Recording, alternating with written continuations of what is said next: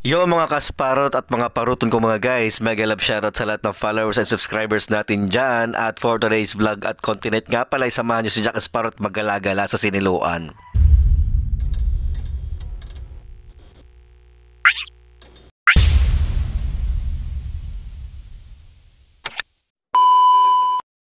Tirik na tirik nga pala mga guys ang araw sa labas, kaya naman naisipan ko dito nga muna sa 7-Eleven mag-antay para malamigan naman tayo. Kasi magmumuka na naman tayong sagmawan nga dito kapag punong-puno na naman tayo ng pawis dahil wala nga akong dalang extrang damit. Buti na lang talaga mga guys, hindi ako masyado natagalang nga mag-intay sa sa sasakyan papunta nga doon sa Siniloan, Laguna dahil may dumaan agad na bus. Eto nga't nakapwesto na agad ang Jack Kasparot nyo mga guys, at dahil nga konti pa lang ang pasahero dyan ay talaga nga namang nakapagpili ako ng magandang upuan kung saan ako komportable ba. Bali nga pala mga guys, hindi lang bus, jeep or van ang pwede nating sakyan pagpapunta Siniloan, Laguna dahil iisa lang naman yung daan papunta nga doon sa lugar na yun mga guys. Kahit pa Maynila, pa Laguna, pa Lucena ay iisa lang naman yung daanan na dadaanan ng mga sasakyan na yun, kaya pwede kang sumakay kahit saan mo gusto.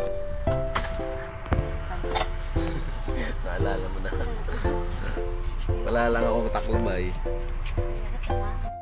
Nakita ko pa nga dito yung ka-churchmate namin sa Laguna mga guys na nagtitinda nga dito sa bus stop. At ito nga rin pala yung bata makulit na kanina pa namin iniintay para nga makadiretso alis na nga yung bus. Dahil nga naman mga guys, yung bata ito naglalaro nga sa malayong lugar. Ewan ko ba kung saan nagpuntang batang are. Gigil mo yung mama at papa mo.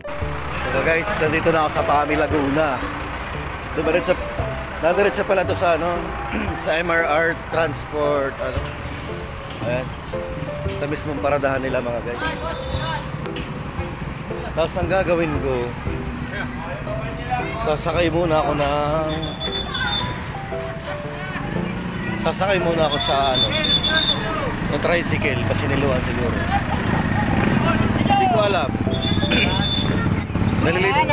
Nalilito ako kung anong gagawin ko muna. Kung pupunta muna ako dun sa mall na sinasabi ko, na parang maliit na mall dito na bagong tayo,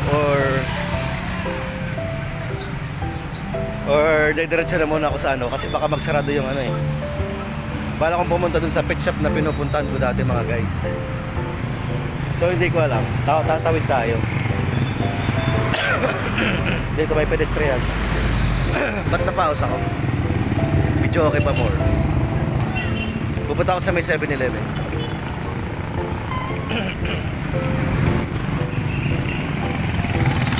Pupunta ako sa may 7-Eleven. Kaya naglalakad ako. Nandito na yung kalsada pa Maynila doon. Yan. Dito na may 7-Eleven. Tapos doon ako papunta mga guys. Yan. Diyan ako papunta. Ito yung 7-Eleven na malaki. Grabe, inabot tayo ng alas 3 dito mga guys. Napakatagal ng biyahe. Napakaraming mga stopover ba. Kaya ito, sige, ang desisyon ko magpunta lang muna ako sa Siniloan. Kasi Pami Laguna ito mga guys, Pami Laguna. So pag nagawi kayo dito, galing kayo sa Bicol siguro, dito ang daan. Hindi ko sure, pero may iba pa siguro ang daan. Pero basta papunta doon, Maynila na yun. Ayun. So tara, punta na tayo sa muna, Siniloan sa sentro. Papunta doon. Pupunta ako sa pet shop, titignan ko kung makakabili ako ng super worms. Kasi bala kong i-vlog ulit yun at mag-alaga at padamihin. Lalang trip ko lang. Bala mo ibukbang natin yun mga minsan pagka na natin. Napadami Sige na mga guys, babay na muna.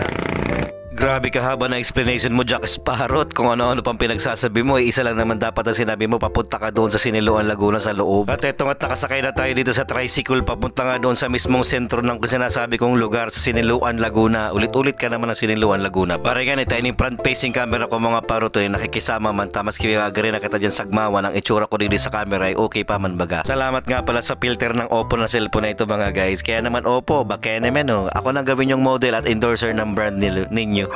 At sa wakas nga mga paruto, nandito na rin tayo sa sentro nga ng komersyo.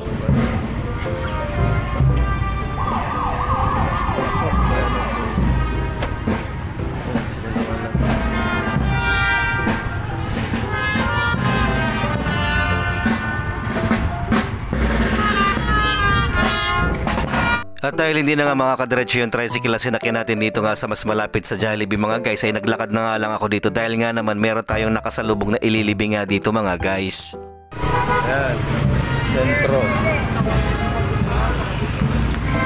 Ayan ang sentro ng Siniloan. Uy, may Robinson Mall na pala doon. Easy Mart. Uy, punta tayo doon mga guys. Tsaka ayan, Jollibee. Punta muna tayo doon. Wala, may Robinson na pala dito. Sobrang tagal kong hindi nakakapunta. Punta muna ako sa pet shop. Sobrang sarap nga palang pakinggan mga guys nung live music band nga habang tumutugtog at dinadala nga sa huling hantungan yung kanilang ililibing mga guys. Lipat tayo dito sa kabila. Kasi dito yung part na ano eh. Dito sa part na doon.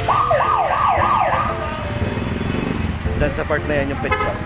At habang naglalakad nga tayo dito mga paruton ko mga guys, papunta nga sa pet shop na sinasabi ko ay papunta nga rin pala dito yung banda kasi dito nga pala located yung sementeryo, hindi ko alam. Heto nga't kinakapalan ko na yung pagmumukha ko dyan mga guys dahil nga naman kahit pinagtitinginan na tayo dyan ng ibang mga tao ay okay lang, sige lang, vlog pa more, Jack is power out for today's content. Huy! At nagugulat na nga lang pala ako dyan mga guys dahil nga sa bawat lakad ko ay namamangha ako sa mga lugar na nakikita ko dahil napakarami na ng establishmento at mga businesses nga ang nagsipag-boom dito. What I mean is ang dami ng mga business ang nagsisulputan nga dito mga guys dahil yung huli kong punta nga dito sa Siniluan Laguna hindi ganito yung lugar na ito mga guys, kaya naman namamangha si Jack Sparrow sa kakatingin dyan sa paligid. Grabe. Katulad nga dito sa lugar na ito mga guys, dati na sobrang busy ay ngayon ay parang empty lot na naman at may itatayo na naman siguro dito mga bagong establishmento at business nga mga guys. Sa pagkakaalala ko nga mga paruton ay parang mga 1 to 2 years na akong hindi nakakabalik nga ulit dito sa lugar na ito mga guys, kaya naman talagang nawindang si Jack Sparrow sa mga nakikita niya nga mga pagbabago dito at para magandang yung pagbabago na nakikita ko dito, promise. Grabe no, sa loob lang ng maikling panahon mga guys, talagang sobrang daming pagbabago pala ang pwedeng mangyari sa isang lugar o sa isang tao nga naman. Sobrang nakakatuwa nga mga guys na makita yung ganitong klase ng lugar na talagang nga namang umaasenso at talagang umuunlad dahil nga sa maraming establishmento at negosyo na nagsisulputan. Nung nakita ko nga mga guys yung Robinson Supermarket ay akala ko nga talagang mall na yun mga guys at nagulat pa nga si Jack Sparrow, sabi ko sayang, dapat mall na lang yun eh. At habang naglalakad nga pala ako dito mga guys ay napansin ko parang dito nga yung dating lokasyon nga ng pet shop na hinahanap ko at parang sabi ko wala na, nasa na ba sila? At ramdam ko nga mga guys na dito yung dating lokasyon nga ng pet shop na tinutukoy ko mga guys, kaso nga lang ay may bago ng establishmentong ginagawa, so sana kaya napunta yung pet shop na hinahanap ko mga guys. At talaga nga namang malulula ka dito sa bawat kanto at tindahan nga na makikita mo mga guys ng kung ano-ano mga bagay at mga produkto. At eto nga't naglakad-lakad pa rin si Jack Sparrow nga doon sa unahan nga na sinasabi ko dating lokasyon ng pet shop. Sabi ko na nga pala mga guys, yun pala oh. Doon pala sa building na yun oh. Ayun. Doon pala yung doon pala yung dating ang pet shop ay nawawala na.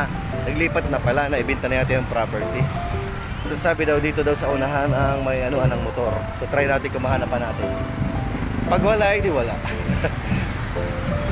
Para tayo sumusunod doon sa ililibing mga guys. Kasi may ililibing ay. Pati yung panahon, pangit na. Kamukha mo na. Ay, joke lang. Kamukha ko pala. Ay, sarap ng aircon. Napakarami ng mga dito mga guys. Establishmento. Nakakagulat naman. Parang layo ko na. Ayun, para dahil sa kabila. Saan na kaya? Layo ko na mga guys. Ang init talaga pag uulan. Ayun, may nakaparada kasi doon ay. Sige, try natin hanapin mamaya mga guys. Maya mga guys. At sa paglalakad ko pa nga ng ilang minuto dyan mga guys, talaga nga namang sa malayo pa lang ay natatanaw-tanaw ko na yun. Talaga nga namang tindahan na bago nga nila Ate Princess. Wow, talaga nga namang na-excite ako nung nakita ko muli yung pet shop nila mga guys. At dito na nga pala sila nakalocate. Grabe. Ay, wala. Meron pa po kayong super worm sa atin? Magkano ang isa? Dos? Malalaki na?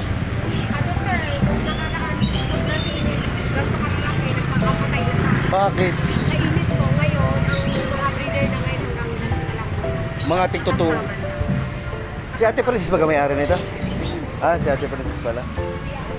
Kilala ko niyan. Baka ako ibigyan ng Ate. Ganda na ng pwesto niya.